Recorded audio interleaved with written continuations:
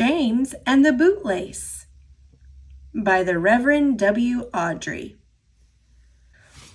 One morning, Sir Topham Hatt spoke severely to James. "If you can't behave, I shall take away your red coat and have you painted blue." James did not like that at all, and he was very rough with the coaches as he brought them to the platform. Come along," he called rudely. All in good time, the coaches grumbled. "Don't talk, come on," answered James, and with the coaches squealing and grumbling after him, he snorted into the station. James was cross that morning.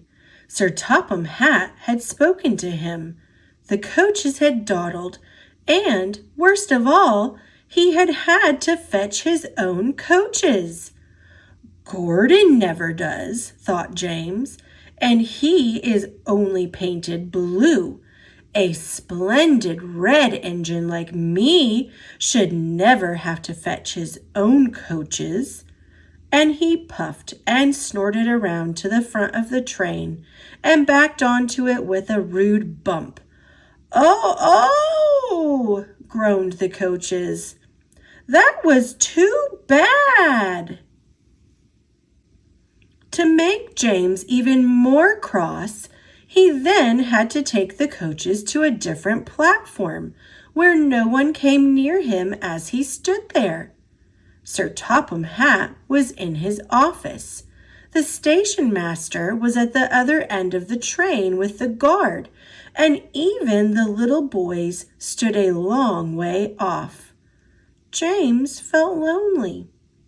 "I'll show them," he said to himself. "They think Gordon is the only engine who can pull coaches."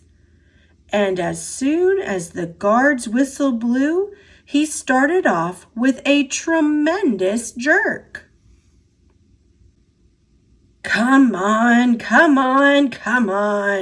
he puffed, and the coaches, squeaking and groaning in protest, clattered over the points onto the open line. Hurry," puffed James. You're going too fast," said the coaches. And indeed, they were going so fast that they swayed from side to side. James laughed and tried to go faster, but the coaches wouldn't let him. "We're going to stop! We're going to stop! We're going to stop!"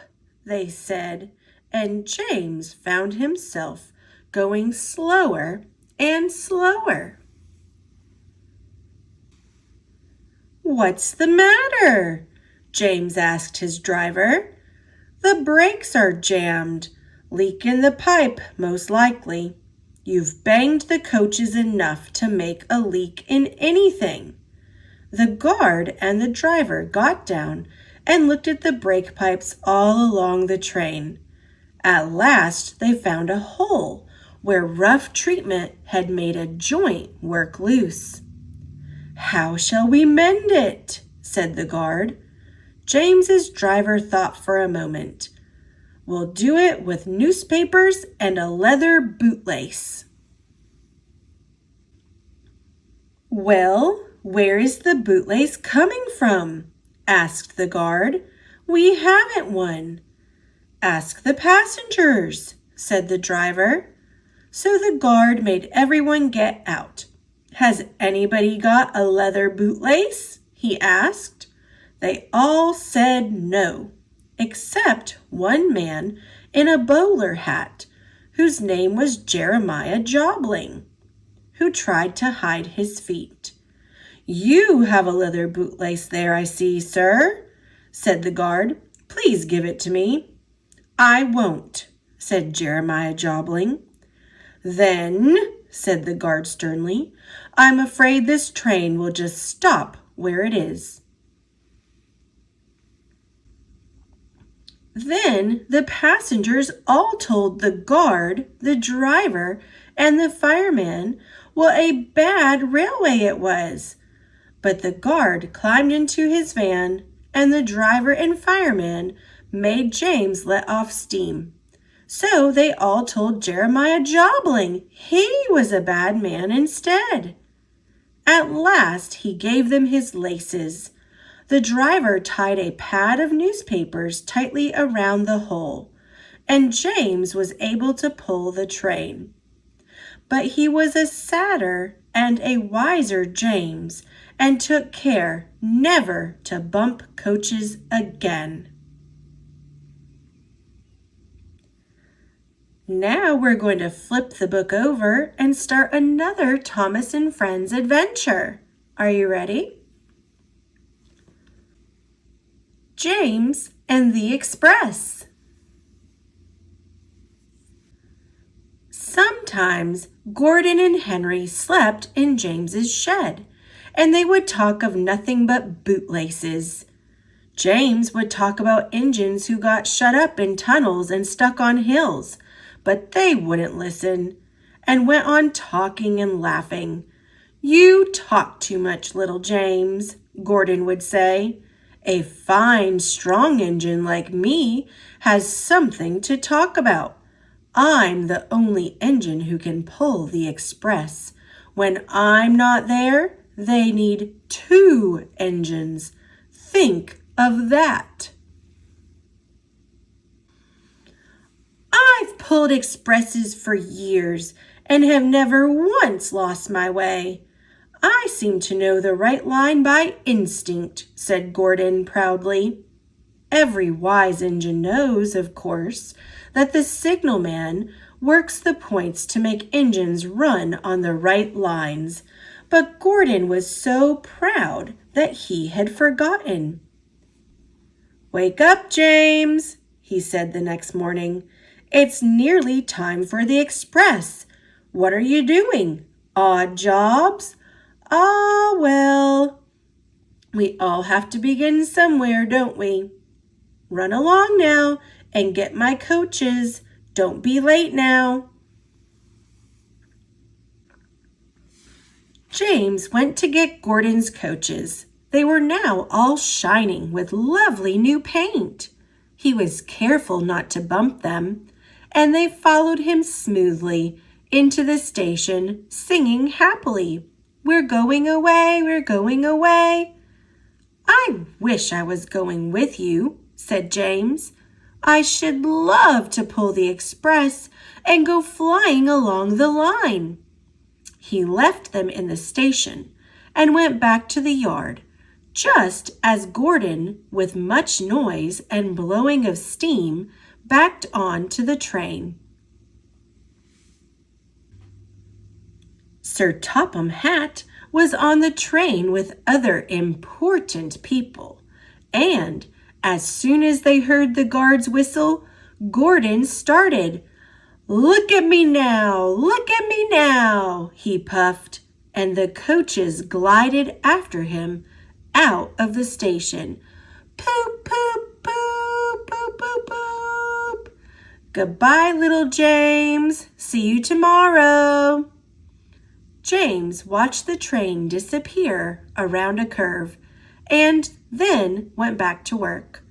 He pushed some freight cars into their proper sidings and went to fetch the coaches for another train. He brought the coaches to the platform and was just being uncoupled when he heard a mournful, quiet shush, shush, shush, shush. And there was Gordon trying to sidle into the station without being noticed. "Hello, Gordon. Is it tomorrow?" asked James. Gordon didn't answer. He just let off steam feebly. "Did you lose your way, Gordon?" "No, it was lost for me," he answered crossly. "I was switched off the main line onto the loop. I had to go all around and back again." "Perhaps it was instinct," said James brightly. Meanwhile, all the passengers hurried to the booking office. "We want our money back," they shouted. Everyone was making noise, but Sir Topham Hatt climbed on a trolley and blew the guard's whistle so loudly that they all stopped to look at him. When he promised them a new train at once, "Gordon can't do it," he said. "Will you pull it for us, James?" "Yes, sir, I'll try." So James was coupled on, and everyone got in again. "Do your best, James," said Sir Topham Hatt kindly. Just then the whistle blew, and he had to run to get in. come along," puffed James. You're pulling us well, sang the coaches. "Hurry, hurry, hurry," puffed James. Stations and bridges flashed by. The passengers leaned out of the windows and cheered, and they soon reached the terminus. Everyone said, "Thank you" to James. "Well done," said Sir Topham Hatt. "Would you like to pull the express sometimes?" "Yes, please," answered James happily. Next day, when James came by, Gordon was pushing freight cars in the yard. "I like some quiet work for a change," he said. "I'm teaching these freight cars manners. You did well with those coaches, I hear." "Good, we'll show them." And he gave his freight cars a bump, making them cry, "Oh, oh, oh, oh." James and Gordon are now good friends. James sometimes takes the express to give Gordon a rest. Gordon never talks about bootlaces, and they are both quite agreed on the subject of freight cars.